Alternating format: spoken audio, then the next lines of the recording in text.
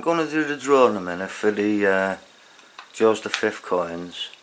There's all the entrants here. There'll be one or two that I won't be including because we're members of the same channel, which is I forgot the name of the channel now. What's it called? Aces of Spades, bloody hell. Anyway, but all the others are down there, and there's about 90, less a couple, as I say. After this, there's going to be a little bit of history on the cartwheel penny and the cartwheel twopence. Right, so if you don't want to watch it, just skip to the end, and you can just watch the draw at the end if you want. Okay, so here's the little bit of history lesson, if you want to call it that. Catch you in a bit. I'm just doing a short little vid. I'm in the shed. Too much noise in the house, so I'm out in the shed and it's a bit bloody cold, to tell you the truth. So I'm going to rush through it. We've all seen or found or heard about these, the cartwheel pennies and 2 pennies. Most of them are in conditions like this, but they're still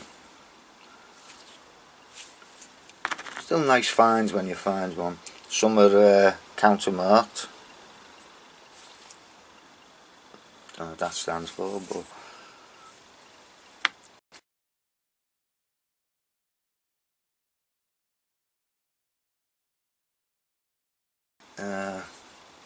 some are not too bad. Well, I call it not too bad. Other people say it's rubbish, but who cares, right? And there's I was lucky enough to find a 2 pence, sorry. And believe it or not, I found a penny first, and I was made up with that. And a week later, on the same field, I found a 2 pence. So that was great. Anyway, this is to do with in a roundabout way. An Englishman, a Scotsman, and a German walk into this pub. No, that's another joke. No, Englishman, Scotsman, and German. And how these come about was there was a shortage of copper coins. I think the highest copper coin in denomination at the time was a half penny or half pence, and most of them, they reckon at one point more than half was forgeries, and basically it couldn't carry on that way. So what they started doing, companies, including the Paris Mining Company, had their own tokens made, and the one who was making them was a Matthew Bolton, and he had a mint in Soho in Birmingham, but they were using like the old style steam presses, and they wasn't that good.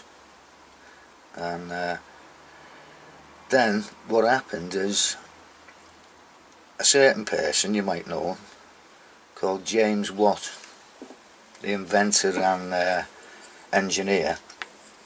If you look at a light bulb, you see his name on it. He was asked by a friend to repair one of these old machines, so he had a look at it and all, and he thought, well, not very good this. He said, I can improve on this. So he did. He improved on it, all to do with, I don't know, steam pressure and cylinders and all that. If you want to find out about that, the technical stuff, then you know you can do a bit of research on that. So anyway, he improved on them greatly, these machines, and so basically Matthew Bolton got to hear about him and what he'd done and all that. And they got together and they formed a company, and they were basically going around installing machines, these new steam engine type machines. But as I say, Matthew Bolton was making at the time tokens, because obviously firms, big companies, they couldn't rely on the coinage because it was getting frozen, so they wanted their own coinage, and that's where all the tokens come from. But what he wanted, he petitioned the government a few times, a good few times, to be allowed to make some coins, new coinage, copper coinage, and they kept knocking them back and all that, like governments do. But eventually the company was actually losing money.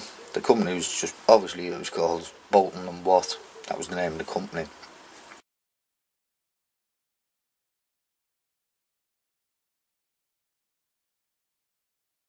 They were losing money actually, and then like on the 11th hour he got the commission, or whatever you want to call it, contract, to make these coins, these new coins, and that was the 1 penny and the 2 penny coppers. So obviously it was made up with that. So they had to bring someone in. Well, they didn't bring him in, they already had him. He was a designer, and his name was, if I can find it somewhere, he's a German, and he was called Konrad Heinrich Kuchler. That's Kuchler, and he done the designs for these coins. So anyway, they made all these coins and that, and they were going to, actually, the government were thinking about making a 3p coin, and then they decided, well, it might be a bit heavy, because as you know, these were the pennies were a full 1 ounce of copper, and the 2 penny was a full 2 ounce of copper. So anyway,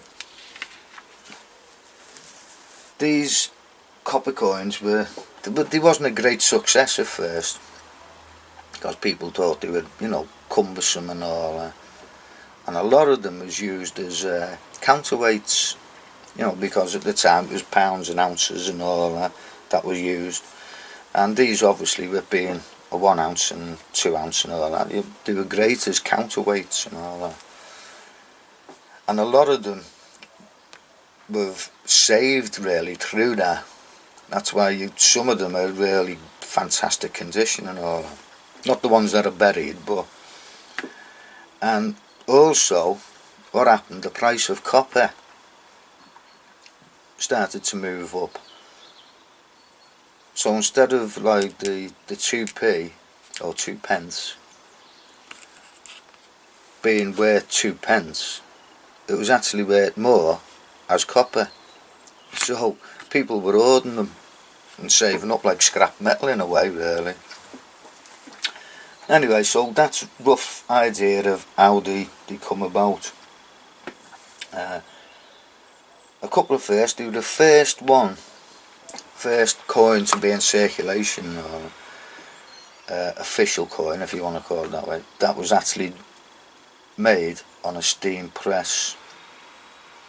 And also, you probably can't see it on the coin itself, because these are not in brilliant condition. But the first coins with Britannia holding a trident in the left hand instead of a spear. Just another useless bit of information, but that's true. It's a first on there. They were only made for 3 years.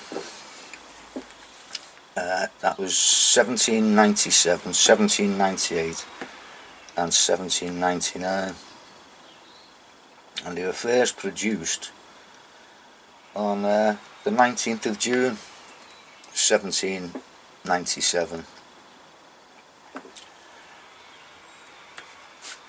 But as you know, they all carried the same date, which was 1797. The company was, you know, it was doing great at the time. They made coins for other countries, and you know, they were just knocking them out left, right and centre. and they even sent 20 million blanks, because sometimes they do blank coins and send them off to countries and they press them themselves.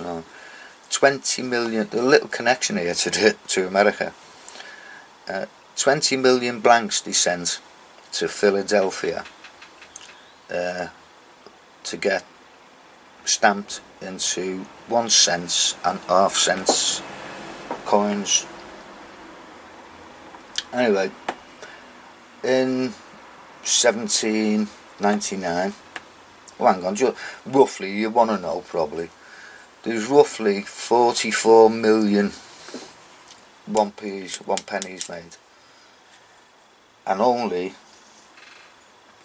I think it was 722,000 of the 2 pennies made.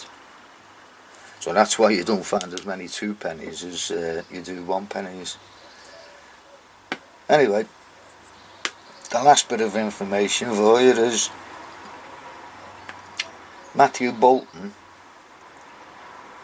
ordered the destruction of the dies that were used to press these,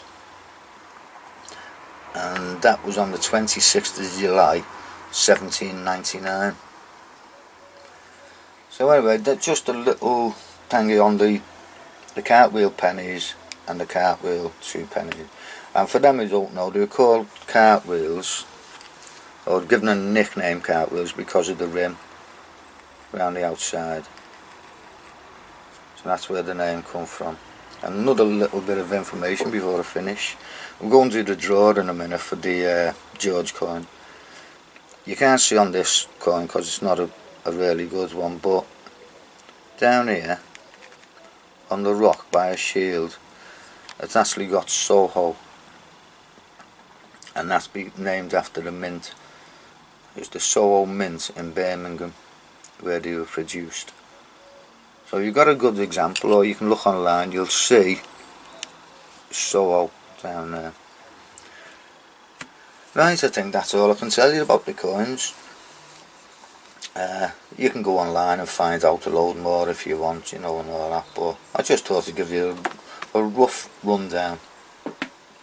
And as I say, back then the government asked the company to make them, but it was actually, you make them for the king, and at the time it was George III, and that's what the letter, or the proclamation, or whatever you call it, it said, for the king.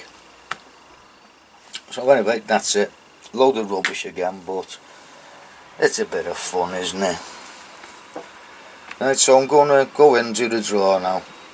Warm my feet up, my feet's freezing. So I'll catch you in a bit. Right, we're back again. Hope you enjoyed it if you watched it. You didn't have to watch it, it was just filling the video up probably, aren't I? You know what I'm like. Right, so let's go over there. I'll just go in a bit. Hope you can see that. I'm at an angle here with the television, and I'm holding the camera in my hand and the mouse in the other hand's a bit awkward. So 1 to 90. Right, so press enter and see what we get. 11. Use number 11. Oh, Toes Treasure, right, has won the George V silvers. Oh, well done to the winner anyway. And sorry you didn't win, the rest of you, but I said there's only one winner. There you go, number 11 it was. You're probably seeing that anyway. Right, I say I'm sorry about the camera work and all that, but the best I could do at the moment. Okay, thanks a lot anyway for all having a go, and wish you all the best of luck when you're out metal detecting, and look after yourselves. Don't forget, message me your address and I'll post them off this week sometime. Okay, well done. Ta-ra for now.